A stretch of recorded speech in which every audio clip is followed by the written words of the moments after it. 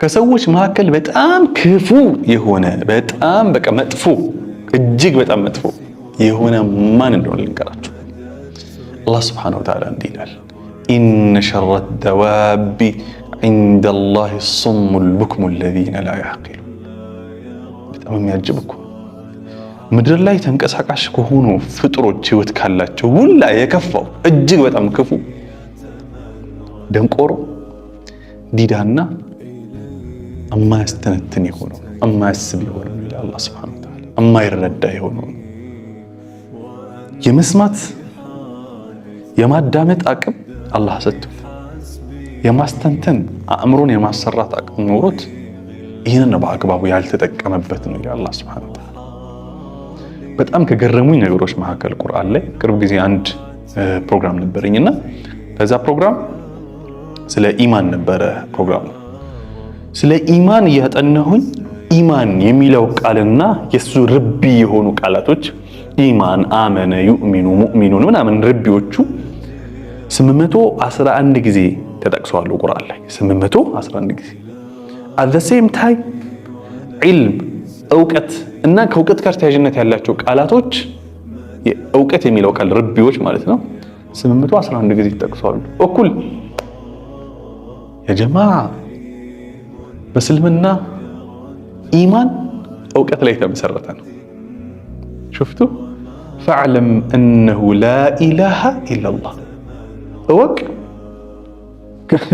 ከአላህ በስተቀር በእውነት የሚመለክ አምላክ እንደሌለ ማለት ላ ኢላሃ ኢለላህ የሚታወቅ ነገር ነው ማለት ነው። የሚታወቅ ነገር ነው። ዝም ብሎ አምነን ምን ተሆነ ነገር አይደለም ማለት የሆነ በቃ እመን በቃ ሩቅ ስለሆነ ምናምን የሚባል ነገር አይደለም። ገብቶክ ነው የምታምነው።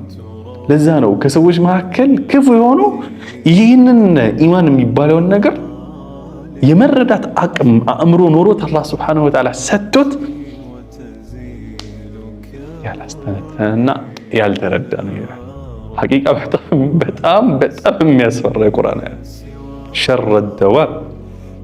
እኛ ክፉ የሆኑ መጥፎ ከባኢር ወንጀሎችን እንዝርዝር ብንባል ይህንን እንደው እናስበዋለን ወይ በአእምሯችን? በጣም መጥፎ የሚባል ስራን የሚሰራ ሰው ማን ነው ብንባል ጭንቅላታችን ላይ የሚመጣው ነገር ነው አይደል? አእምሮን የማይሰራ ጆሮን በአግባቡ የማይጠቀም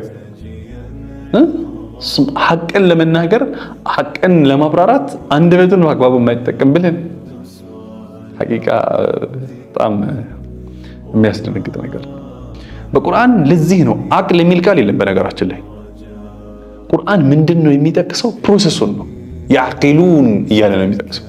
የሆነበት ምክንያት ምን ይመስላችኋል? ቁርአን ሪኮግናይዝ የሚያደርገው የሚሰራ የሆነውን አእምሮ ነው። ከዛ ውጭ ያለውን አእምሮ እንደሌለ ነው የሚቆጥረው። አእምሮ አለ፣ ከዛ በኋላ አታስተነትንበትም፣ አታስብበትም፣ አታገነዝብበትም፣ በደንብ አዲስ ነገር ለማበርከት ጥረት አታረግም፣ ለማወቅ ጥረት የለም። ለዛ ነው ቁርአን አቅል የሚልን ቃል አንድም ቦታ ላይ ተጠቅሷል። ያዕቂሉን ግን ይላል፣ ፕሮሰሱን ግን ተጠቅሷል። እስኪ እንደው በዚህ መመዘኛ ብዙዎቻችን አለ ነው የለም ነው የሚባለው አእምሯችን? ሐቂቃ ወላሂ ከባድ ጥያቄ። ሀሳባችን ሼር አድርጉኝ። አሰላሙ አለይኩም ወራህመቱላሂ ወበረካቱ።